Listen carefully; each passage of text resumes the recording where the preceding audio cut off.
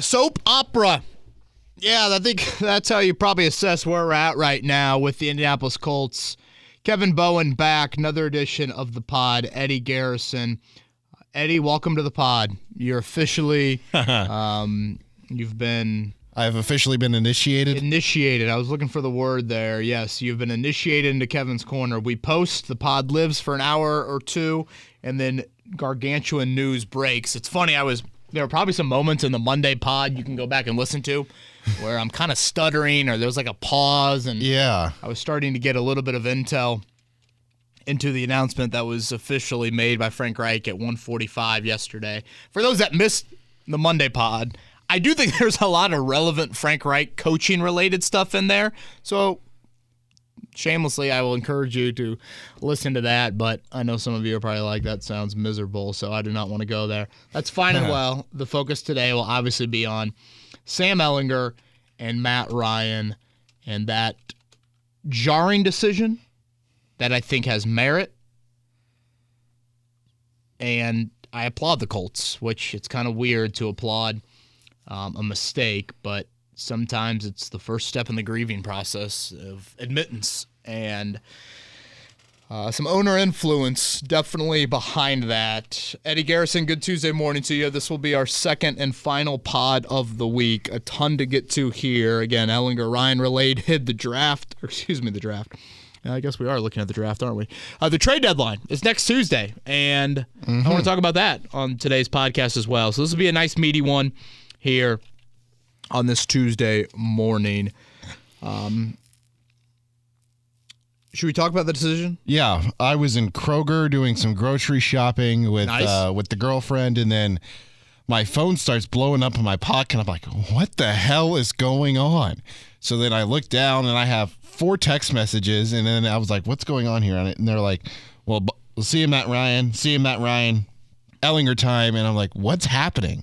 So then I checked my Twitter feed. I was like, oh, there's Ian Rappaport. Oh, there's Kevin Bowen. Oh, there's Stephen Holder and Adam Schefter, all saying that Matt Ryan has been benched for Sam Ehlinger, and that the decision would have happened either way of the injury. So Just kind of want to start there, Kevin. Yeah, let's get a little background before we get into Ehlinger. Yesterday was,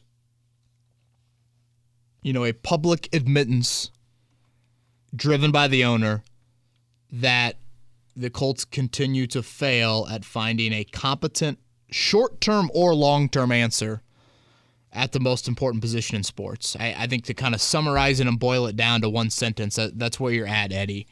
The Colts got here because, and it's always been odd to me that Chris Ballard sold Jim Irsay on this idea of shortcuts at quarterback, Band-Aid, stopgap, however you want to describe it. And for those that are unfamiliar with it, and to be fair, I'm a little unfamiliar with it, but Jim Irsay was the general manager of the Indianapolis Colts at one point. We obviously know him as the owner for now 25-some years. He was the GM before that. And if you look at that Colts era and his general manager days, the Colts had a slew of quarterbacks. I mean, it was the Cleveland Browns shirt of quarterbacks before Peyton Manning and into Andrew Luck. And so I always thought to myself over the last few years about Irsay signing off on this approach from Ballard. I'm like, man, doesn't that go against everything Irsay lived as GM? Mm-hmm. And he would know more so than anyone what it means to have a franchise quarterback, drafting one, building that person in your organization, growing, having him for the long term. So again, all of that was just a little bit weird to me. Ballard again felt like, we'll let other people develop the quarterback. We're not going to go through the young quarterback growing pains. We don't have time for that. And we'll create this awesome environment, and boom, we'll just plug and play different QBs over the years. It sounded good. He sold his owner on it, but it has not worked out. No playoff wins, no division titles, and now you're at a position where on October 24th, you have no definite short-term or long-term answer at QB.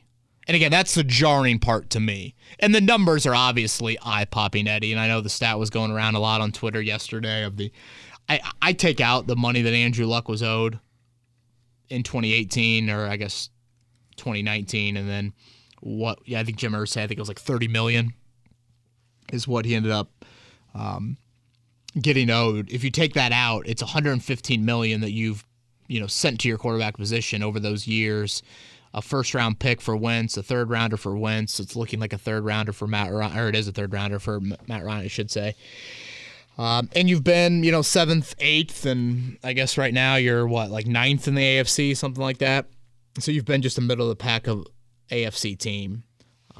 As far as the 2022 plan is concerned, and I know I've mentioned this on the pod before, but I just wanted to reiterate it. And Ballard has said on the record, we had no plan for quarterback this year. The plan was all about what other teams did. That the Colts would just insert themselves at some point in the offseason and that they would go with a quarterback.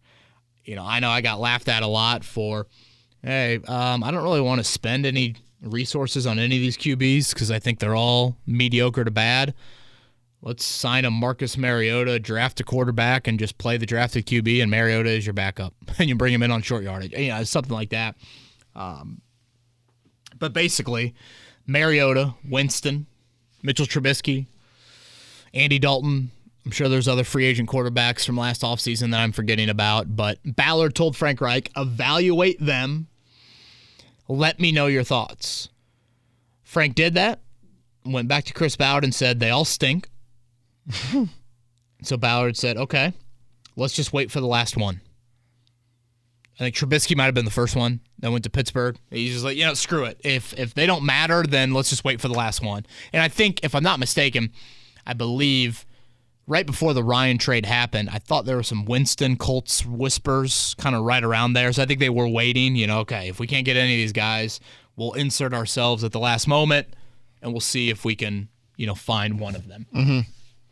Then the other plan, which obviously is what ended up happening, or I should say plan, I guess more of a hope, was Aaron Rodgers, Russell Wilson, Matt Ryan dominoes, Deshaun Watson dominoes. Let those three big-name quarterbacks play out. We don't have a first-round pick, so we can't get involved seriously with any of those guys. But if they go to a team that has an established quarterback, then maybe that quarterback becomes expendable, and boom, something happens there. Didn't see it with Green Bay, of course, because Rodgers went back there. Russell Wilson goes from Seattle to Denver. Drew Lock just goes to Seattle, so nothing really happened there. Then the Deshaun Watson situation plays out. Matt Ryan, Baker Mayfield available. Boom, there is Matt Ryan. I thought it was very accurate by Frank Reich yesterday to point out the lack of support that they have failed to deliver with Matt Ryan. And I think it's Jim Irsay simply stepping in and saying, all right, I know a lot of this to people screams tank. I really think Jim Irsay believes that this can be an upgrade in the short term. Now, some might laugh at Jim Irsay for that comment, but I think Jim Irsay looks at it and says, this dude is turning the ball over unlike anybody else in the NFL right now. Mm-hmm. And he's a statue behind a broken offensive line. So can we find a quarterback that does not turn the ball over to that degree? And can we find a quarterback that can make some plays with his legs? So I think that is why you've had Irsay push for this now for several weeks. Listeners of this podcast will hear this and know that I've said it many times before, but I just think it's good to kind of lay out everything here up front. My belief with quarterback all along has been, if you go Band-Aid, you better be a legit January threat. I'm talking one of the final teams standing in the entire playoffs. And if that's not, you're wasting precious reps for a young quarterback to grow and develop. That's how I view it. Sustained success. Irsay wants 2 Lombardis within a decade. I think fans should love that mindset from the owner. Should love it. And I think the best opportunity to achieve that is with a young quarterback that grows and can be your guy for X amount of years. It's why in years past, I've said, a veteran backup? No. If you have a Band-Aid at quarterback, or maybe like a short-term is probably more of the better way to say it, like Rivers.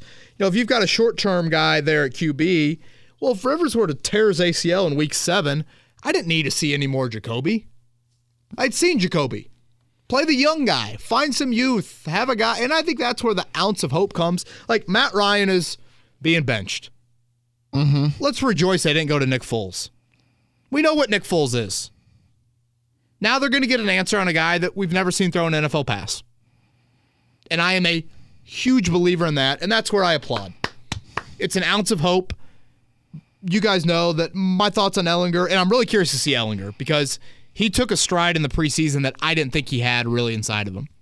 Now I'm curious to see it against NFL speed on a Sunday, etc.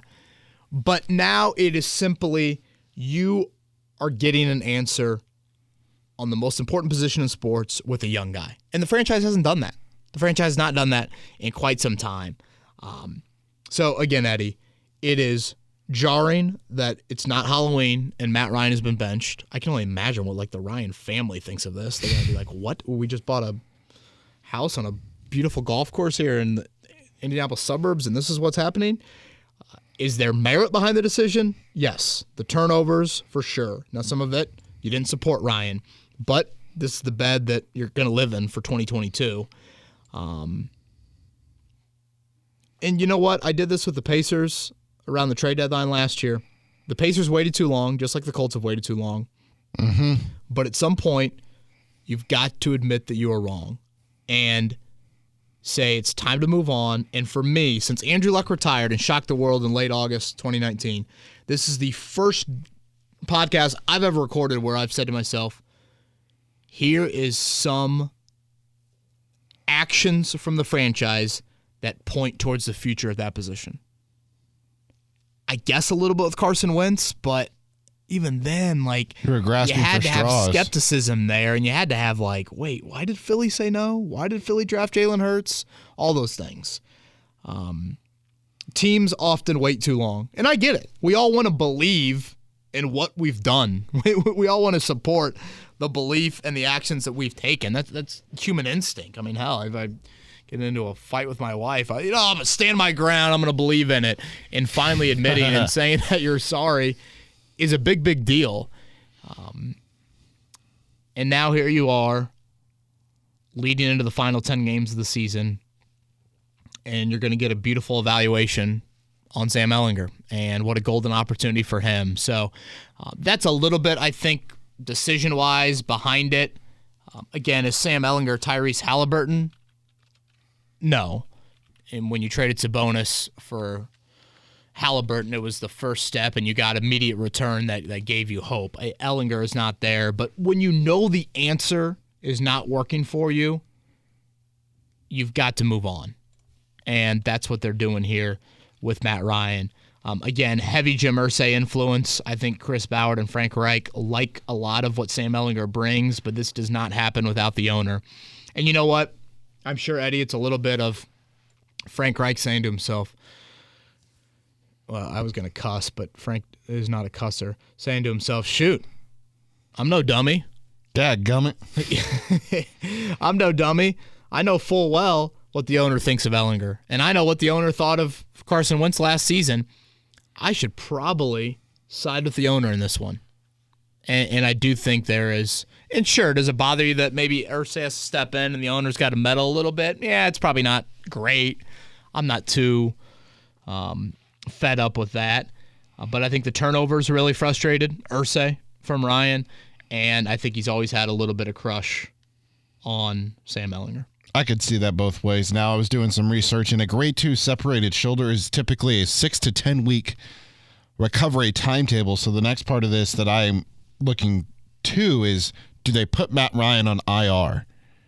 Frank Reich, I don't know if he said it with us or maybe said on Colts Roundtable Live last night. I thought he said that he felt like if they were going to stick with Ryan, they could have shot up the shoulder and he potentially would have played on Sunday. A question that I have for Frank Reich tomorrow is, will Matt Ryan go on an injured reserve? Yeah. And again, Eddie, this can get into our trade discussion here a week from today. If Matt Ryan is healthy, Sam Ehlinger obviously is healthy. He hasn't played this year. If Matt Ryan's healthy, there's no reason he needs to be on this football team next Tuesday. Maybe you wait till Sunday, and if Jalen Hurts tears ACL, if Kirk Cousins tears ACL, if insert, a team in the playoff race, Josh Allen gets hurt, Jimmy Garoppolo, and for some reason a team out there is like, hey guys, we're in too good a position. We should try and go get a Foles. We should try and go get a Ryan. By all means, if I'm the Colts, by all means, do that. Obviously, I'm curious to see if the Colts will add a practice squad quarterback. I would assume that's necessary right now for where you're at. I did find it interesting, Eddie, that the Colts decided not to hide behind Matt Ryan's injury with this. Yeah, I know, right? Couldn't you have said Matt Ryan is hurt? We'll evaluate it this week. Sam's going to take the reps. We'll see how it plays out. Again, they could have put Ryan on IR. That's probably the most transparent thing they've done under this regime. Without question. And to me, that screams of more of Jim Irsay behind this. And I think you saw that in the press conference yesterday out of Frank Reich. Anything else decision-related before we get into Ehlinger? Other than Matt Ryan's, when you just look at the landscape of his career, only missing 3 games prior to this year. Now he's going to miss the final 10. I mean, he had been a true Iron Man, if you want to use that terminology. But other than that, that's kind of all I've got in terms of the decision aspect of this. I do think something that I want to make clear, and I think we have, but just in case you've missed it, this was not a decision that was based off of Matt Ryan's injury. I said on yesterday's podcast, I feel like I've noticed Matt Ryan either favoring things more or just a lack of velocity. And and then Holder put a tweet out yesterday morning during your morning show, and it was toward I think the tail end during the 9 o'clock hour about that he noticed Matt Ryan was the last person to leave the locker room, and he was spending a lot of time with the trainers after the game. And if I'm not mistaken, I think they said maybe even grimacing, putting on his clothes, things like that. He's taking a ton of hits, and I felt like there were some throws on Sunday, Eddie, where I'm like, oh, just got to Paris Campbell in time. Yeah, you mentioned that, yeah. Gosh, Pittman, basket catching those balls. Some of those where I'm like, man, I'm noticing it a little bit more with that. So I think that covers everything behind the scenes. You guys know full well, and I've said it now for several weeks in the podcast, that the promotion of Sam Ehlinger to backup was, again, largely coming from the owner, and I think some of this is there. What does that say about Frank Reich? What does that say about Chris Ballard? Probably not great. Those are some bigger questions we can get into a little bit later in the pod and even on future pods, but yeah. What's kind of your first initial thoughts on Ehlinger taking over now from Matt Ryan? Well, obviously his greatest asset as a quarterback is the ability to do some things with his legs. Frank really pointed out yesterday, Sam can not only keep plays alive, but I mean, Eddie, how many times, and I'm sure any team with a statute quarterback says this, how many times do you think a Colts fan has watched a game this season and been like, just run? There's been those little areas open for Matt Ryan on a 3rd and 3 to make a play. And he just doesn't because, again, that's not his game. Ehlinger can do that. We all saw it in the preseason. He did that a ton at Texas. Ehlinger's a stocky dude. He's 6'3", I bet he's listed at 220. He's well built, and he can still run. I mean, he's not Lamar Jackson. I think it's kind of funny they're playing Washington on Sunday. I was talking to somebody yesterday. I do think Taylor Heineke is a decent comparison for Ehlinger. I'm curious to see how much they tap into the run-pass option stuff. Mm-hmm. Obviously, that was missing without Matt Ryan. Sam Ehlinger should help you out big time there, and he simply should just make a defensive end stay at home for that second longer. Whereas that defensive end crashing immediately and making a play on Jonathan Taylor, Nyheim Hines, or Deion Jackson in the backfield, now that defensive end has got to think twice. Those are some areas where I think Ehlinger can really, really help you out. And, I heard this from some people yesterday. Sam Ehlinger is a pretty entertaining watch. So, Yeah. From the boring category, I don't think he's going to give that. Like, you kind of knew once that pocket started to collapse, the play was over with Ryan. I don't necessarily think you'll feel that with Ehlinger. That's the one thing I am interested in, though, is like the RPO is such a big part of today's NFL. Like, right. You look at Kansas City, they have made it a staple in everyone's playbook with the RPO, the quick slants, the drags over the middle. Now you're seeing it more in Miami with the speed they have in Jalen Waddle and Tyreek Hill. So that's something I'm interested in watching. And the second part of the Sam Ehlinger that you were talking about there, Kevin, was his mobility. Yeah, he's very mobile, but that was a lot of the plays he made in the preseason were out of the pocket and on the run, moving to his left and moving to his right. It's a really good point. Him getting out of the pocket, doing some things in the preseason. Yeah, you didn't see him make a ton of stuff, I think, from the pocket. Now, Reich is pretty bullish in thinking that he has taken a stride there. And I guess that gets into the second point. One of the biggest questions I've always had with Ehlinger is his ability down the field, which honestly is very reminiscent to Matt Ryan. I've always looked at arm strength as kind of a trait that it's really hard to develop once you get to the NFL. Mm-hmm. The Colts are very bullish in believing that Ehlinger has tapped into some of that from a Tom House decision and working with him. His motion has changed a little bit. I guess I noticed a little bit of it in the preseason. I don't know if I find myself making like baseball pitching mile per hour analogies way too often. But I don't know if he went from 84 to 94. But did he go from 84 to 88? That is something that I think I probably saw. I do think it's key that at times you can cover up a lack of arm strength or velocity. I think so often we focus on arm strength. I think velocity is probably something you should focus on a little bit more, how quickly the ball gets to a certain area. You can throw with anticipation, which can kind of make up for arm strength. If you're throwing that guy open, then you don't have to, write those checks that maybe your arm can't totally cash if you're waiting too long to throw. That is a question that I have of when he left Texas, I think a big reason why he fell to the 6th round because he started at Texas for 4 years. One of the biggest questions for him was his arm strength. And I think people were like, that's not going to develop in the NFL. Why would I spend a 3rd rounder on him or a 4th rounder on him? Yeah. Has he improved there? And he and this is the high character guy in Ehlinger. He was very willing to do that, and you saw some differences. Now the question becomes, Eddie, he did it against guys that are probably XFL, AFL, CFL bound. Now you're doing it on a Sunday, and now teams are game planning against you. That is probably the biggest question now for Ehlinger is the Washington Commanders will have a very quick scouting report on Ehlinger, and to summarize it and totally dumb it down and totally simplify it, it'll say, we should probably watch out for his legs, and we should probably make him prove that he can throw the ball down the field. No preseason defense ever did that with Sam Ehlinger. So how does he react to that? A couple other things I'm curious about. He's thrown to a lot of new guys. Mm-hmm. Who is he really thrown to in this group? I guess maybe some of the tight ends, but, maybe a little bit of Pierce, but I think Nick Foles threw mostly to Pierce during camp. So it's different with Pittman and Mo Alley Cox. No one throws to Mo Alley Cox anyways right now. Joke for how limited he's been targeted here in recent weeks. But obviously, Matt Ryan built up a whole lot of offseason reps, preseason reps, regular season reps with these guys. That'll be new for Ehlinger. Are they on the same page? Do you see some of that stuff that's missing there?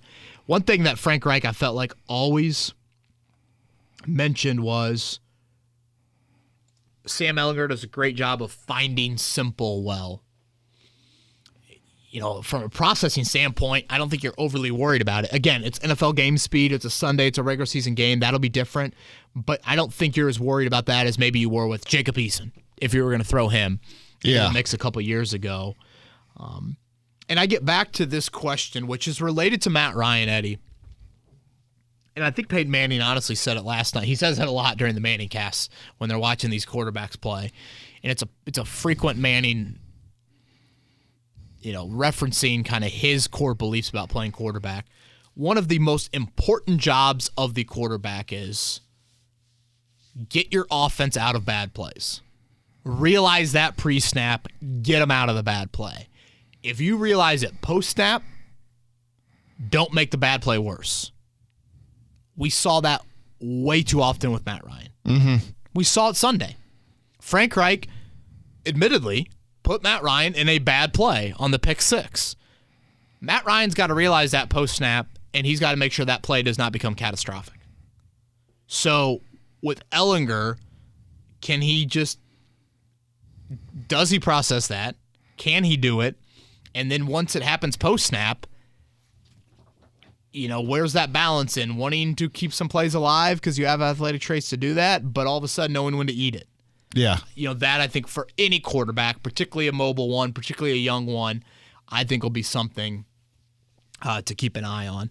And then just lastly with Ehlinger, he'll throw his first NFL regular season pass on Sunday. It is still different. Eddie, you've heard me say it 1,000 times. There's no position in sports that's more different from practice than a game than quarterback. You literally wear a different color jersey. I don't think you're going to have a huge deer in headlights look to him. He's been through a lot on and off the field in his life. But there still is that element of if you get to the fourth quarter on Sunday and the Colts are down 4 with 2 minutes and 30 seconds to go and Sam Ehlinger takes over at his own 25, how does he react? I think he's an easy guy to root for. The story is Hollywood-like. It's tragic, but it's Hollywood-like. I think you watch him at Grand Park. You watch him in the preseason. You can see why he's so beloved as a Texas football, as a Texan, I guess. Hook 'em. Hook 'em, baby. We're back. We've all seen that clip of him at the Sugar Bowl from a few years back. We were talking a little IU basketball history on our morning show today, and for IU basketball fans, what Sam Ehlinger is to Texas almost has like a Tom Coverdale to Indiana feel. One of your own, not blessed with third base traits of he doesn't look like Josh Allen playing quarterback. Yeah. But he's a guy that there's something about him that you want to follow, you want to get behind. And does that continue to translate? It's continued at every level of his football life. Does that continue to translate? And how does the locker room react to this? I think we'll wait for that maybe during Twitter questions, Eddie. Yeah. But I think that is a great, great question as well. Anything Ehlinger front to get to before we get to a little trade deadline chatter? When I just try to think of quarterbacks around the league that are very similar to him or that he could potentially play like. Yeah, who'd you come up with? Taylor Heineke, right off the bat that you mentioned, and then Jalen Hurts for me. Yeah. Because Hurts, very similar, 6'1", 223. Ehlinger, 6'1", 222. Both 24 years old, both with question marks coming out of college, of course. Hurts coming from more predominant college teams in Alabama and in Oklahoma with Lincoln Riley and Nick Saban. Can Sam Ehlinger develop into what a kind of a player like Jalen Hurts is? Early on in Hurts' career and even some more today as well. He likes to run when he's in a situation where he doesn't feel comfortable. That is what Nick Sirianni has preached him. Only 2 interceptions this year, so he's taking care of the football. So can Sam Ehlinger kind of be like a Jalen Hurts, for a lack of a better example, in the NFL? Yeah, I would be very surprised by if Ehlinger just totally shits the bed and they lose 10 straight. I don't think it's that. There are elements to Ehlinger's game that I think he can be really steady and can kind of manage it pretty well. And again, keep some plays alive, keep some drives alive with his legs. The question for me just comes down to, it's just such a massive step. Insert your Neil Armstrong quote on the moon here, but it's just such a giant leap to now playing on an NFL Sunday. And more than anything, now this team is game planning for you. And whoever the defensive coordinator is for the Commanders has watched 40 Sam Ehlinger starts from Texas in the last 24 hours. And Bill Belichick will be game planning against him next week. You know, that's different. And Ehlinger's not faced that since his Texas days. Right. So what that looks like now is the biggest jump. But just to summarize everything, again, applaud.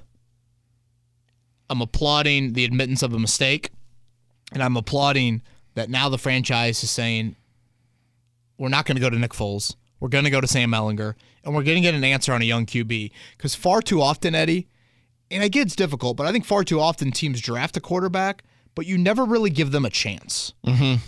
And sometimes those chances just don't arise, but sometimes they do arise, and yet the team is too afraid to even go there. They'd rather say, yeah, are one of those McCown brothers still available?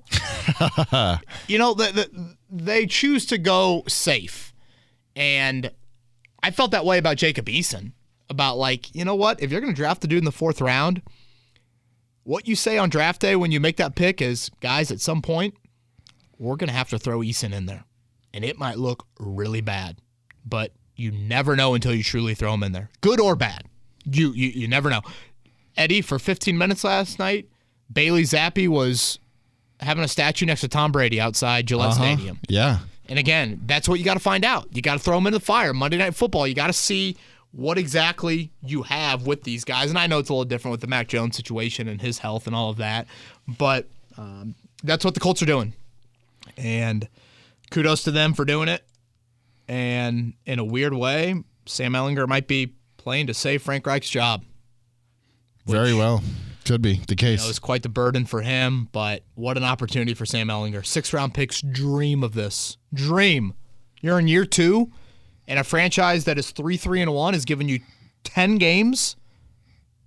I mean, you've got Jonathan Taylor. Dream. Again, yes, you have Taylor, and obviously the support around him has got to prove themselves as well. But this is not Sam Ehlinger walking into a 3-10 football team that has 6 dudes on injured reserve that are all Pro Bowlers. So, what a beautiful chance, and I'm eager to see what happens. Yesterday, we teased up that we would do a little bit of a dive into some trade deadline chatter in terms of which Colts we could see them taking calls on. I put a tweet out yesterday regarding this. I got a handful of tweets, so I'll run through the quick numbers on what I gathered. The most frequent names that I got on fans. And fill us in on how you worded this again. Let me pull up the tweet real quick. These would be expendable players. Correct. These would be players that you would listen to. Yes, I said with Ehlinger news, K. Bowen and I will have another pod tomorrow instead of Wednesday. And as we tease today, we will take a look at some of the Colts we think are expendable or tradable. Drop 3 names on who you think could be on the move. That was the tweet that I put out. The 2 names that got the most attention, Ryan Kelly, I think I got like 5 or 6 tweets. Kelly was on 5 of them. Shaq Leonard was on 3 of them. Those were the 2 top names that I received on who fans would like to see moved at the trade deadline. Some other notable names, Yannick Ngakoue, Nyheim Hines, Kenny Moore. One name that I thought was a little odd that stood out, Mo Alley Cox and Jonathan Taylor, obviously. It's really interesting. Eddie, next Tuesday, November 1st, will be the trade deadline. I think we know this, but the NFL is typically quiet around the trade deadline.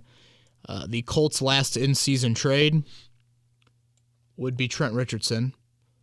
Probably just stop the pod there, but we know full well that this franchise, and again, it's kind of the norm around the league. You don't typically see a lot of trades. I realize it's difficult sometimes to plug and play. It's not tell the guy go play second base, and he plays second base pretty similar to how he played second base with the Tigers, or et cetera. I've always looked at the trade deadline as, okay, if you're going to buy, if you're going to be a buyer at the deadline, if you're going to do what San Francisco did with Christian McCaffrey, you've got to sit there and say to yourself, we feel like we are one piece away from being a Super Bowl team, and that this move is going to insert us into that conversation. Yeah. Obviously, the Colts do not fall into that boat. I don't look at them and think, boy, if they just trade a draft pick for a left tackle, boom, they're going to be there. Obviously, what left tackles are available that would fit that mold. I am firmly in the category of I think they should be a seller. And I realize when I say seller, I think it's kind of an eye-popping word to use, or eye-hearing word, or hearing word, however you would say it. I'm not acting like all of a sudden it's like, oh yeah, the Colts are going to absolutely, blow it all up and all the guys on the side of Lucas Oil Stadium are going to be gone. I do not envision that happening at all. But I would be listening to no one on this roster is untouchable. Let me start there. I'd be listening to anyone and everyone on my team. Some names that pop into my mind, Eddie. Again, Nick Foles and Matt Ryan. Health dependent with Matt Ryan. Other teams and their quarterback needs, definitely. But if Sam Ehlinger is the guy the rest of the year, I don't see the need for Matt Ryan or Nick Foles. Mm-hmm. Ryan Kelly is a name I thought about. And then I would say a couple names on defense. I get this is complicated. I would listen, potentially reach out to teams about Shaquille Leonard. Bobby Okereke and EJ Speed are in contract years. They're not going to break the bank. Obviously, Bobby more than EJ is probably going to earn a nice contract somewhere. Mm-hmm. But, if you have questions about Shaquille Leonard getting back to the level, and again, getting back to the turnover level, because that's the thing missing right now, and that's his greatest asset. If you've got questions about that, a Franklin Okereke Speed grouping moving forward at a position that, again, I don't hold as in high regard as others on the football team, that's something that I would look into. Very complicated. If you're a team absorbing Leonard, you would obviously want heavy medical history into that. Yeah. And so that's really complicated. But that's a name that is kind of popping into my mind. This one I don't love, but you know what?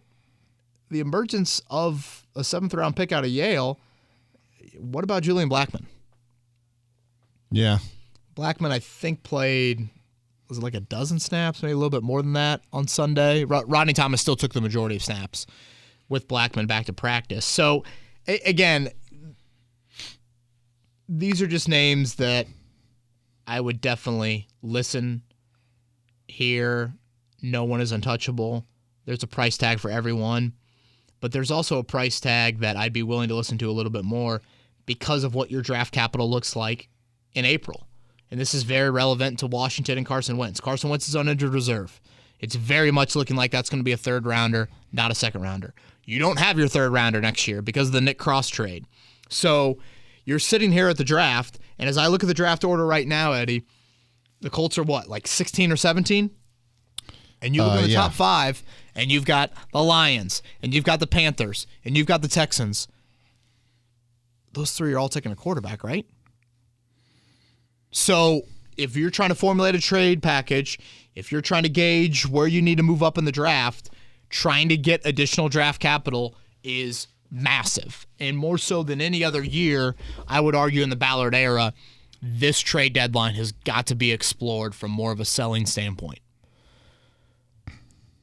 I'm not holding my breath that that'll happen, but I think it's very important that the Colts take this extremely serious, realize this is a potential opportunity to fleece someone in a little bit of a desperation mode, and try and get to that answer as a long-term quarterback.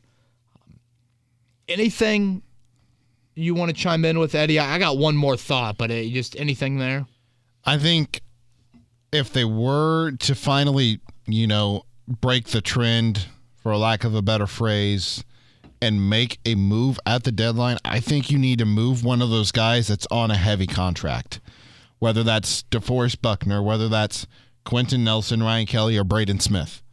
I think one of those 4, and Shaq, so 5, I think you have to move one of those 5 to open up some cap space, because if Matt Ryan is gone at the end of this year, whether that's trade or whether that's he's cut, waived, or whatever the phrasing or whatever the terminology they use, he's going to leave a big cap hit for next year.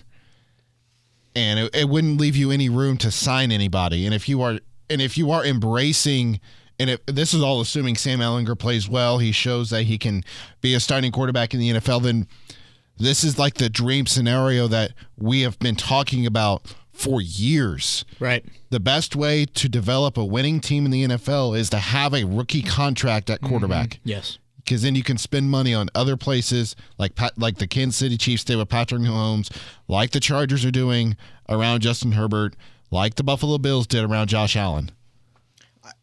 I would say the last thing, Eddie, trade-wise is, and one name seems to be kind of fresh in my mind more than others, and this is, and I want to make this very clear, this is my opinion. I'm not saying this from an educated guess standpoint. The educated guess stuff was Sam Ehlinger related in recent weeks, and I hope I made that clear. One of my big goals on the podcast is to make it clear when I'm just throwing something out there or if I'm saying something from substance. This is strictly me throwing something out there. If you're Stephon Gilmore, would any part of you want to go to Chris Ballard and be like, hey, man, you're going to a QB that's not throwing a single pass in the NFL. Like, I'm a little turned off by that. I came here trying to win a Super Bowl. I'm 32. Like, I don't like that. I'm worried that we have one eye looking towards the future, and that doesn't kind of fit where I'm at. I want to be a good pro about this. If you see something out there trade-wise, will you please entertain it? Again, Gilmore kind of fits the mold just because he's been here for less than a year. He's 32. He plays a position that is of premium value. Mm-hmm. He's played pretty good football for you this season. I would think he would entertain some looks.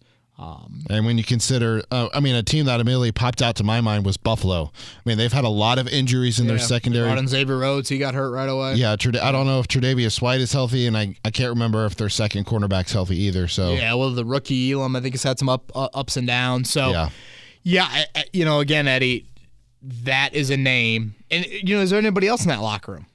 I don't know if anyone kind of fits the Gilmore bill for me of like, would have that clout, would be someone that Ballard would respect in that, in that mold.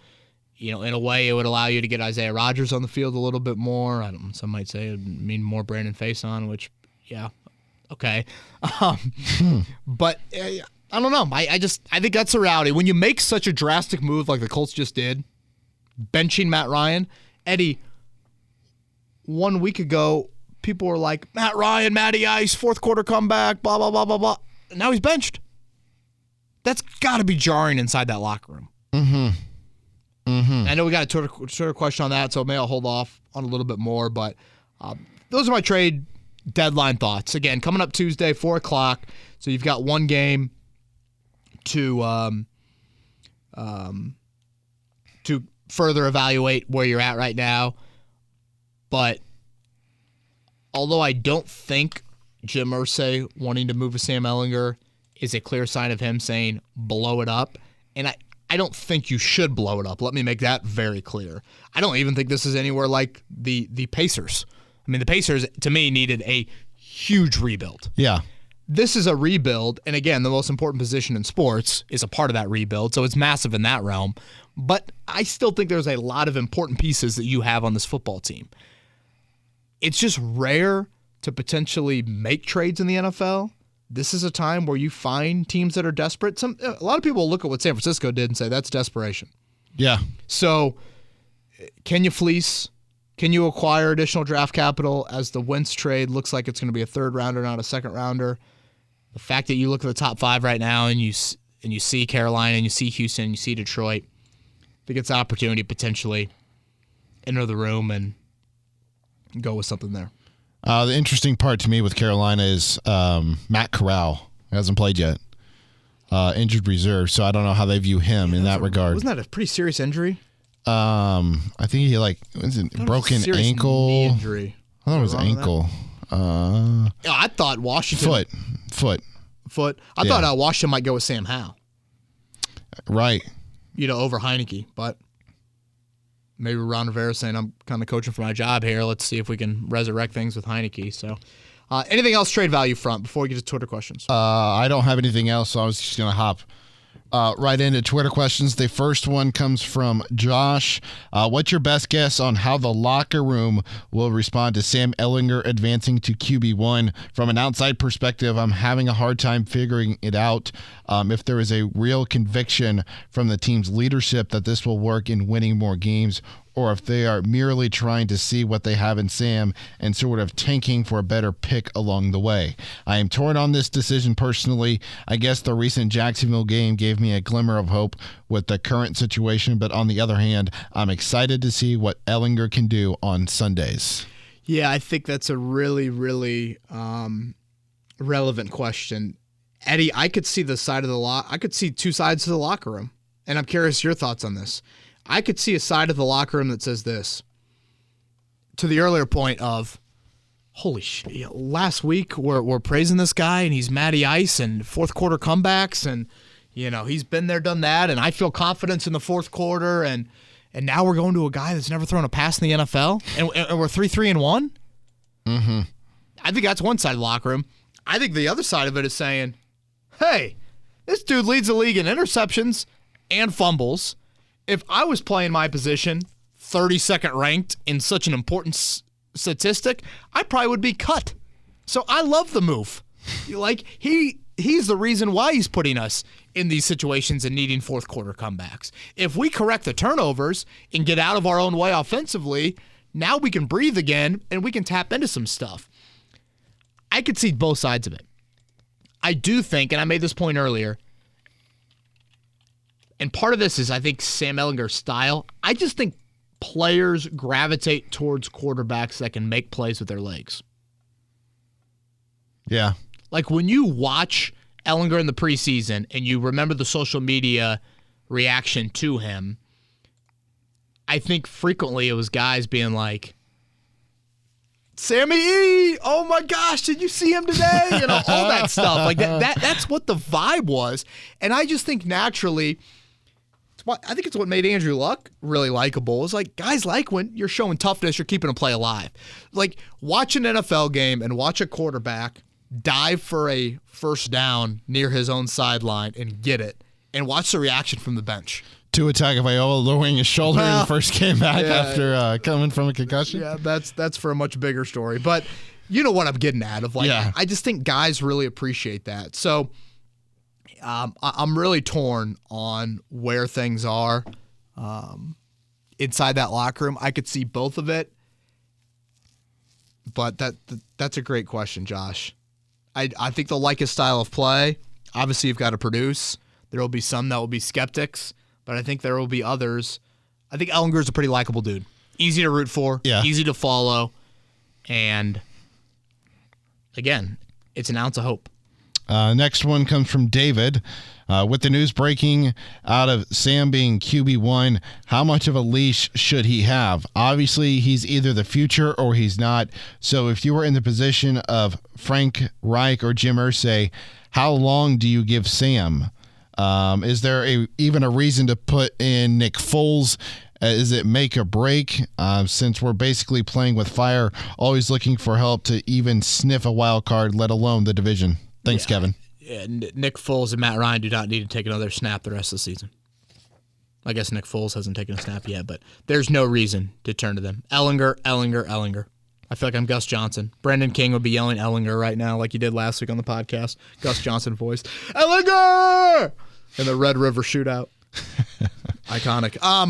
Only way I think you ever see one of those two guys is if Sam got hurt. Yeah, I mean, the leash is long. And, there is an element of, you do need to commit to Ehlinger, I think, for just from a sample size standpoint, at least a month. Remember the question we had on the podcast on Monday, Eddie, about Ehlinger playing after the bye week? That would have been a 4-game evaluation there. Obviously, he's going to get much more than that, but I think 4 is a good baseline sample of okay, that's at least something to turn to. Again, full 10 games, Sam Ehlinger every snap, no questions asked, in my opinion. Next question comes from Jay. Was the front-loaded divisional matchups a blessing in disguise if the Colts are pulling the plug this early and get hopefully the next guy? I think he's discussing quarterback. Jay, I would agree with you. Entering every season, I try to share what I think is like the biggest question that needs to be answered in a season. And for example, last year at the Pacers, my biggest question, and it was rather obvious, was you finally need to get an answer on Turner and Sabonis. More than anything. Wins and losses, screw them. You got to get an answer on Turner and Sabonis. For the Colts, I feel that way about quarterback. And I felt that way about quarterback for several years now. Like, the thing that I liked about last season was you made a decision on Carson Wentz. It was, I guess, a bad decision in that he's not your franchise quarterback, but at least you made that decision. That's where I'm at right now. It's you have got to answer the biggest question, who or what it needs to be at quarterback. So maybe it took the front-loaded divisional slate. Maybe that was kind of the extra venom that Irsay needed, et cetera, et cetera. It's a sour taste to live with, but if that gets you the answer, you'll look back on this in a few years and be fine with it. I'm going to put you on the spot. This one was sent in from Brett last night. It's not on our rundown for Twitter questions. He tweeted at us, and he said, "I'm sure I won't be the only one asking." And from the rundown, it looks like he is the only one asking this question. But what combination of personal or team stats would have to happen for the Colts to look at Sam Ehlinger as the long-term option going into the 2023 draft? Yeah, it's a really good question, Brett. Really good question. I want to make this very clear, Eddie. I'm not sure if there is anything outside of 22 touchdowns and no picks and a 9-1 record that would get me to say quarterback's off the board in next year's draft. Again, Ehlinger was taken in the 6th round for a reason. There are just some physical traits that I think he just lacks. And I'm a big believer in that you try and find the physical traits you can't necessarily teach and try to develop a little bit more of the behind-the-scenes stuff, more from the processing standpoint. So I think stats that you're obviously looking towards, though, that are key metrics, like yards per attempt and completion percentage are always two that I come back to. I would expect Ehlinger's completion percentage to be decent, to better than decent. The yards per attempt, I think, is the bigger one. Like Matt Ryan, for example, I've got the box score right here from Sunday, Eddie. 33 of 44. That's 75%. It's a really strong percentage. 5.5 yards per attempt. That is horrific. That is, I would venture to guess, one of the bottom. Matt Ryan's played, 200-some games in his NFL career? I'd be willing to bet that 5.5 yards per attempt is one of the bottom 20 games of his career.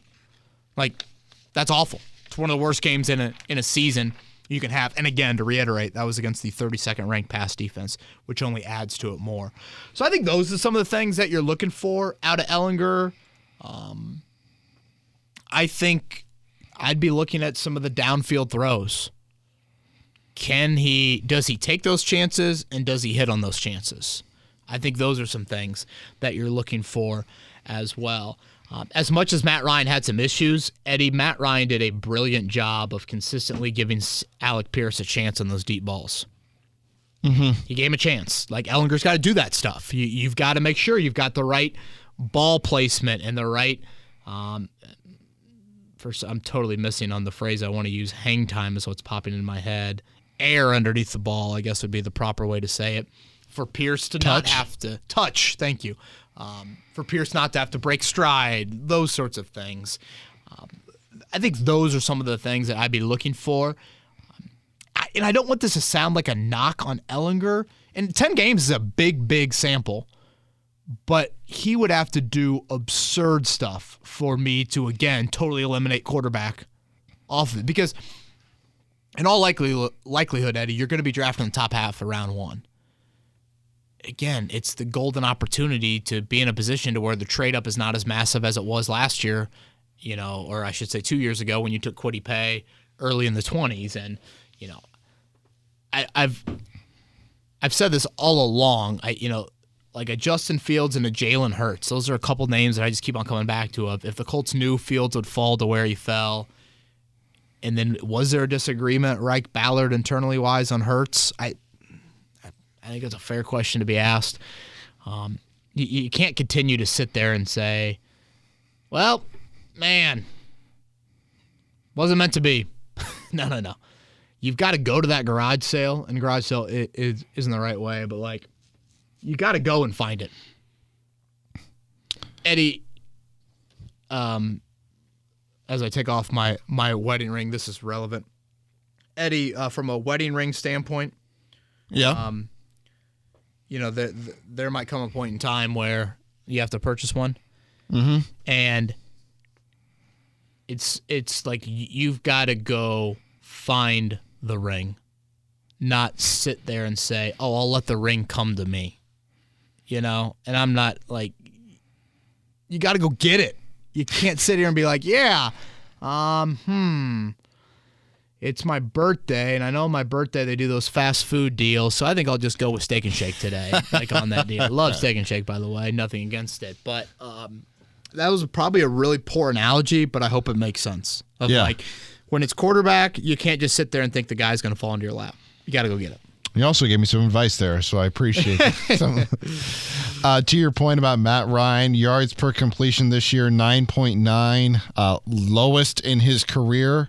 Gosh, was it really? What's the yards per attempt? Yards per attempt is third lowest in his career. Is two lower were 2009, 2010. Is it at 7 or not? 6.8.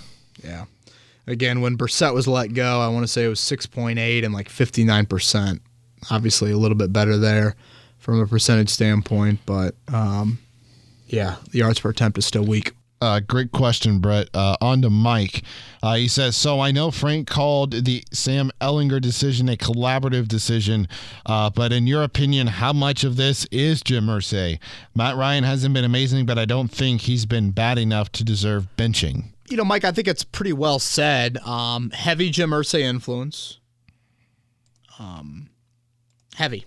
Yeah, I don't think this gets made if, insert your owner that takes more of a backseat is running the show here. I don't think Ehlinger would have been elevated a couple weeks ago either.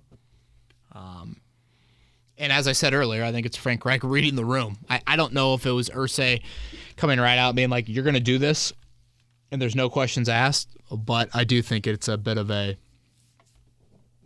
I'm no dummy. I know what my owner is thinking with this.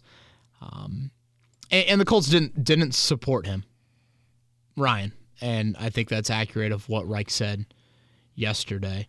I had a buddy of mine text me earlier today, Eddie, of, I've let myself to think the what if with Ehlinger. Maybe. And I know that's fairy tale, but no one thought that with Matt Ryan past 2022, 3, the eternal optimist 2024. And I guess that's again where I'm getting at the applause I have for the Colts of like, you've created, it's not a pound of hope, an ounce of hope with, okay, no one ever thought that that Ryan was going to give you that hope for 4 years or beyond. And again, a lot of people, I think, didn't think that it was possible even in this year. But now you're going to get an answer on Ehlinger, and you've also taken an action as a franchise to say, enough of this Band-Aid bull, you know what? We've got to finally get the bat off our shoulders and swing it. We finally have to dive into the pool. You finally have to take a committed, risky, monumental approach at that position. A little bit of trivia before we get to our next Twitter question. Kevin, when was the last time the Colts benched an established starting quarterback during the season? I was thinking about that earlier today. I would assume it was Tolzien. 1995, Craig Erickson was benched. This is from Charlie Clifford on Twitter, CliffWish8. Who was his replacement that took over full time? Indeed, it was. And what number did he wear? Captain Comeback, rocking 4? Yes, sir. The stars are aligning. Yeah, I would. The only thing I would push back on is I think Tolzien did get benched after that season opener in 2017. Established starting quarterback. Established. There you go. That phrase would be accurate. Gosh, I still have just horrific memories from that game in LA with Tolzien. First pass of the season, pick 6. Yep, against the Rams. Yeah, I remember that. And Chuck Pagano called them the 49ers after the game. Not great. Sean McVay's first game as head coach. Yeah, that was the year. Was that Jared Goff's like ridiculous year or Todd Gurley's like monster year where they kind of like broke out? Gurley, 2017. Yeah. Maybe it was Goff. Patrick is the next Twitter question. Ryan's benching to be signals a warning shot across the bow of Frank Reich and Chris Ballard. If things continue to go sideways, which one would likely go first, or would they be paired? How likely is it to be a midseason firing if it sours? Yo, Patrick, I ended my story with yesterday, and I guess I should just pull it up, of 1075thefan.com. Thank you. Appreciate that. Basically saying that this move now says, let me pull it up. So now the Colts will get an extended look at Ehlinger with the looming quarterback question still glaring. It'll be one of the biggest and most important decisions this franchise has made in years. And now the question becomes even more apparent. Will Chris Ballard and Frank Reich be the ones making that decision? That's the next question for me. Who will be making, I cannot stress enough, and I said this yesterday, how big and monumental this decision will be. In franchise terms, it's bigger than just about anything you've had. How I view it, I'll view it from the lens that I think Jim Irsay's viewing it, and then I'll view it from my opinion. I believe that Reich is on a hotter seat. I think they both should be on equally as hot of seats, but I think Reich is on the hotter seat. Midseason firing, again, like, what does it solve? Do you need to see Bubba Ventrone? That would be the only, big thing there. I can't recall many GMs ever to be fired midseason. I'm still in the camp of, I think this falls back more on Chris Ballard than it does Frank, because as we talked about yesterday, like the order of operation. Yeah, chain of command. Yeah. Mm-hmm. And just the way the roster was constructed. I would agree. And I think ultimately Ballard got Irsay's sign off on this approach at quarterback, which goes back to the earlier point. Yeah. I think, this is me on just like NFL philosophy, I think my GM and QB should be tied at the hip. Mm-hmm. I know that doesn't allow for a lot of wiggle room, but I think it's so important that relationship and that pairing that if one goes, both needs to go. Conroy asks, are the Colts capable or allowed to trade Matt Ryan? Obviously, it's a brutal contract and the trade deadline is fast approaching. Just curious if the Colts try to ship him for some super late round picks and free up that cap hit. Oh, I mean, yeah, without quite, I'd assume you can trade him, right? You can be traded twice in a year, can't you? Yeah. I mean, before Tuesday, without question. I think so. I don't know if it's like the NBA, but I think the one team that he can't be traded to is Atlanta. Yeah, isn't that was it Brogdon that can't be traded again, or I don't know, something like that? It's DeAndre Ayton that can't be traded. Yeah. That can't be traded to the Pacers for a full season. Yeah, that's it. I know the NBA rules are different than the NFL, but yeah, I would see no reason why. And make calls. Nick Foles, Matt Ryan. It would be wise for the Colts to move one of them by Tuesday. Dead cap hit next year is $18 million. 18, yeah. The total cap hit, 35.205. I think if he retires, I think a big chunk of that, I thought I saw $6 million on the dead cap hit if he retires. So isn't that a real question now? I would say so, yeah. If you're rehabbing a right shoulder injury, I would think so. I mean, you're turning 38 years old, and you look around the league, it's like, who else would want me? Right. Another Mike asks, why didn't the Colts bench Carson Wentz earlier last year when he was struggling? Was that just stubbornness or just pure stupidity? Yeah, Mike, that's a good question. I would say the turnovers for Ryan are much more glaring than Wentz's. Wentz had bad-looking turnovers. He didn't have the quantity, though, that Ryan had. Also, Wentz was hurt early last season. And I think you were a little bit more into the playoff picture last year than you are right now. Yeah, divisional trends have continued this season. Slow starts have continued this season. And inevitably, and this is not Carson Wentz's fault, hell, it's not Matt Ryan's fault, it looks worse when you go through it for a second year. Irsay's bubbling now. Simmering, bubbling, it's overflowing. Connor, he has the next question. This is Connor from Ireland. I've told you this story about how I ran into him in Florida. No. Did I tell you this? No. So it's Christmas last year. Was it last year? I think so. And all of a sudden, somebody taps me on the shoulder. I will not try and do Connor's brilliant accent. But all of a sudden he goes, "No pod this week?" I'm in Marco Island, Florida with my in-laws. I'm like, what? I'm like, yeah, I'm on vacation, man. He's like, oh, I'm just joking. I'm a big fan of the pod. I'm from Ireland. Became a Colts fan when started following the NFL draft. Thought it was interesting. Really became a Colts fan in 2012 when they had the first pick. Connor, I believe, married, I think it's a Michigan grad, and that her family comes to Marco Island every other year for Christmas. It's a pretty good story. Connor from Ireland. Check your DMs, by the way. I just sent you a tweet. Oh boy! I want your initial thoughts on this once. That could be aggressive. I mean, it's nothing like earth shattering. Just okay. Oh wow! The specs on the Titans' new stadium were released today. Beautiful. It's like Allegiant and what's the Rams and Chargers place called? SoFi. Yeah. Gosh, I love that first picture.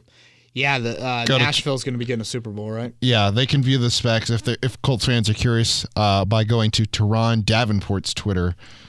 What is his handle? T Davenport NFL, I think. Yeah, T Davenport _NFL. He's got 3 pictures up on the first renderings of the Titans' new stadium. 5 questions left. Back to Connor. Okay. Colts should have played it safe and not announced Ehlinger as quarterback 1 until Matt Ryan is healthy. Announcing it now commits them to Sam for a while, regardless of his performance. Is this a tank announcement? If so, does the fact that the Colts probably won't have a second-round trade capital due to the Wentz injury factor into the timing? I mean, Connor, again, to be honest with you, I think Jim Irsay believes that this can be an upgrade in the short term. I think that combination with, I think Irsay just believes we weren't going anywhere with Ryan. The trend was on the wall. I am a little surprised they didn't wait till Wednesday.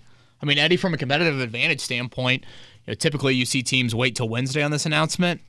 Again, they could have kind of saved Ryan. They could have said, yeah, he's not healthy to play. We'll evaluate things moving forward. Sam will take the reps this week. And that's where I think you have a lot of this Irsay influence. I understand why people would look at this and think straight up tanking. But I legitimately think that they believe that, given their offensive line and given the turnovers, that Ehlinger can be an upgrade in the short term. And by they, I really mean Irsay. Seems pretty evident when you factor in all the comments that Frank Reich made after the game, saying that Ryan's our guy and we have Matt Ryan. Yeah. Kevin, we have Matt Ryan. 24 hours later, benched. Tyler says, has the writing on the wall for this move been since Sam Ehlinger was elevated to QB2? Yes. If we would have lost to Jacksonville last week, would Ehlinger have started Sunday's game? Appreciate you, Kevin. What a crazy day. Yeah, amen to that, Tyler. Thank you. Yeah. I'm trying to think what it was, Eddie. I heard, I guess it would have been just before, right after the Denver game. I had heard that Jim Irsay wanted Ryan benched. So I think the initial elevation of Ehlinger was to appease the owner, and then this was the final straw. Basically, Ryan had one more stinker, clunker of a game, and he had that on Sunday in Nashville, and there you go. It's why I committed so much time on it last week. Ehlinger getting the promotion to back up. One thing on Ehlinger, Eddie, that I wanted to sneak in before we wrap up. when you look at Sam Ehlinger's football life, and again, his personal life, tragic. His father dies in a heart attack finishing a triathlon when he was in 8th grade. His brother dies last year. I believe it was suicide. I guess I probably should have looked that up before I said that, but I believe that was the case, right after he gets drafted. And then you look at him football-wise. When you think of college football, and the closest thing that high school football gets to college football, I would venture to guess it would be playing Texas high school football. Well, Sam Ehlinger did that at Westlake, ironically enough, where Nick Foles also went to high school, where I believe Drew Brees went to high school as well. That's a very prominent high school, and Sam Ehlinger was the quarterback of a Texas high school football team. That's a pretty big deal. Sam Ehlinger then becomes a 4-year starter at Texas. The closest thing you're going to get to simulating NFL pressure in college football, I'd venture to guess at putting a 4-year starting job at Texas right up there with any other.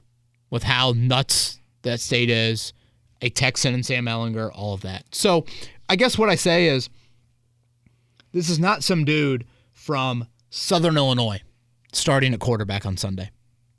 This is not Jacob Eason, who experienced some things in college as a freshman in the SEC and starting for Washington. But, Sam Ehlinger started over 40 games at college. Yeah, he hasn't played in, 2 years, but he has been put into some big-time pressure-packed situations in high school and in college. I know full well it is a giant leap to what he's going to experience on Sunday, but I think part of his makeup, part of the just obsession the Colts have with his character and leadership comes from those experiences. So I want to sneak that in there. You have time for these last 3, or do you? Yes. Okay. Yes. What do we got? Jay Sacco. I think I'm saying that right. Oh, is this our Australian guy? Maybe. I think so. I think he mentioned in there he's from Sydney. I don't see it in here. So maybe you took it out. Yeah, maybe I did. Yeah, I think he's from Sydney. First, I wish the Colts performances would reflect the quality of your podcasts. I've been looking forward to them as always every week. Thank you. Was just wondering why the Colts running game has been predominantly from the shotgun this season. Is it purely based on the offensive line struggles? I feel like in years past, we've had so much success with Jonathan Taylor or Marlon Mack when the quarterback is under center. Was wondering why we have completely gone away from that this season. Well, first, thank you for the kind words. I appreciate that. Yeah, that is interesting. It's something I probably need to look into a little bit more. Obviously, the Wisconsin days for Taylor, he was primarily from an under center situation. I do think, again, Eddie, I would think the presence of Sam Ehlinger should help the run game. Of just, making that DN pause for a second. You can't crash down, those sorts of things. Bootlegs. Do you see some read option, bootlegs, all of that? I think that should open up the box a little bit. So I am eager to see how all that plays out. Steve, hi Kevin, big fan of the morning show and the podcast. Thank you, Steve. Can you speak to if the offensive line injuries are a factor this season, or are any injuries not being brought to light? Who is the current offensive line coach, and will this person be the first to let go? His name is Chris Strasser. Do you think he is the first that is gone, Kevin? Boy, I mean, at this point, nothing on that front. I guess if there is a change there, if there is continued issues there, I do think that's a name to keep an eye on. Who's hurt? No one, I really think, on the injury report. I mean, Kelly missed with I guess a couple days with a hip, and Mitch, what was that, the Denver game where he missed the second half? Nelson has been on there, but it's been full. I don't think Braden Smith's been on there. Same thing with Matt Pryor. Dennis Kelly, I guess, same thing there. I think I mentioned it a little bit ago, or a few pods ago, I should say. Eddie, I just think it's the wear and tear of injuries starting to add up. And in particular, it's Kelly. I mean, Nelson, again, he had 3 surgeries, and God, there are a couple of plays on Sunday, man, where Nelson's just getting either moved out of the way or just thrown to the ground. I think Tart put him on his butt one time. Again, the Simmons face mask, that's Simmons just getting Nelson 3 yards in the backfield. Yeah. Autry drew the holding penalty, if I'm not mistaken, on Nelson as well. So I would say more of accumulation of injuries more than just injuries this year. Last question comes from Thomas. Hey, Kevin, in my opinion, the worst thing we can do for the health of the franchise in 2 to 3, 8 years from now is scratch and claw our way to an 8-1 record, knowing this core and quarterback just can't get it done.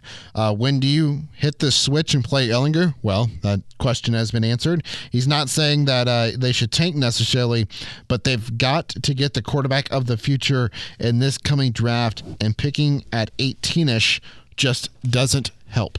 Eddie, I mentioned this before. There are different types of fans. That's the beauty of fandom. There's totally different types of fans. Yes. And there is a section of the fan base that looks forward to going to Colts games every single week, and all they care about is seeing a win or loss. Live totally in the short term, win at all costs. Don't care about long-term future. I want to see my team win. I don't want to see them lose. And I get that. Then you probably have others that will say, I'll take a step back for potentially future benefit or future hope in this case, which is probably where you're at right now. So again, I really, really understand both sides of it and realize that there's people on both of that. So, Thomas, to your point, and again, I think I've shared this on the podcast, I probably side with more of a one eye towards the future with that. We had a caller call into the show today, Eddie, and say, what the Colts are doing is a heist. He's a season ticket member. Mm-hmm. It's a financial heist in doing what they're doing. There are some people that I think are in that boat, but I feel like I've heard a decent amount of others that are saying, I'm really looking forward to Sunday. Like, some people are saying, I watched a boring offensive product with Matt Ryan not get much success. Now I'm watching a different style quarterback under center. Can't be as boring there. And it is a chance to potentially tap into the future. So I think, again, it's kind of both sides of it with that one. A couple things for me. Did you see the comment that Michael Pittman Jr.'s dad left on somebody's post on Instagram? It was on Twitter yesterday. No, I did not. This sounds juicy. This sounds like high school football drama. He said he added the guy who added him, it looks like. He says, Junior loves playing for Indy and loves the fans. I don't think he's ever leaving. I appreciate those words about Junior as well. Thank you. No. Well, that wasn't drama-filled. That sounds pleasant, right? Right. Yeah. I think questions about a quote, right, that Pittman had post-game. Yeah, maybe. Yeah. And then the final thing, in order of business, since we're not doing another pod this week, you have to make the Tuesday prediction for Sunday. Gosh, I don't love it. I really like Washington's defensive line. Colts Commanders. Yeah, I like Washington's D line. 425. 2019 Commanders. Ooh. I think Jonathan Allen, Montez Sweat, Deron Payne's a pretty good trio. It doesn't sound like Chase Young will be back just yet. Return to practice, but not back just yet. And I think they still have enough weapons. I really like Heineke's moxie. I've kind of been a Heineke guy. Again, I don't think Ehlinger is going to look horrific. I don't think it's going to be like, I don't think it's going to be him pissing down his leg. I don't. I just worry about the O-line, frankly, holding up against what I think is a pretty good front. I don't love Washington's talent at a lot of other places. I don't love what they have on the back end. I don't think their O-line's great, but I'll go Washington 2019. Maybe it's because it's bitter because I had some financial stake on Green Bay. Ooh. Which means, should I then pick against them? I don't know if that makes sense. But that's where I'm going. How about you? What's the line? Or has it been taken off the board? That's what I was about to rattle off. Commanders are 3-point underdogs. Still? Yes. Interesting. That opened at 4, I thought. Yeah. According to Caesars, Colts are 3-point favorites. Gosh, it shows you how much people thought of Matt Ryan. Total 40. Boy, that's low. Well, 2019 would seem to achieve that. So, yeah, I'm going 2019 Commanders. How about you? I'm going 17-14. And I will take the newfound life and optimism of the Indianapolis Colts. I love it. Tarek Glenn in the building, Ring of Honor. I love that. Do find it fitting that the Colts continue to search for the left tackle, and Tarek Glenn is the Ring of Honor member here this season. And this is the game that he's going in there for. So, yeah, anything else? Daniel Snyder, Jim Irsay? Will that be the halftime? Got the boxing gloves? Yeah, exactly. Yeah. On center stage. Talking to someone with the Colts, they're like, well, for Irsay to survive that one, he might need a prop or two. I don't think if they just went just straight up knuckles, I don't know if that'd be the best thing there for Jim against Daniel Snyder. But we'll see if any pregame interaction between those two. Eddie, thank you. I know it's been a busy 24 hours, part of life on the pod, but I appreciate you being flexible with us. We'll be back on Monday to recap Colts and Commanders. See ya.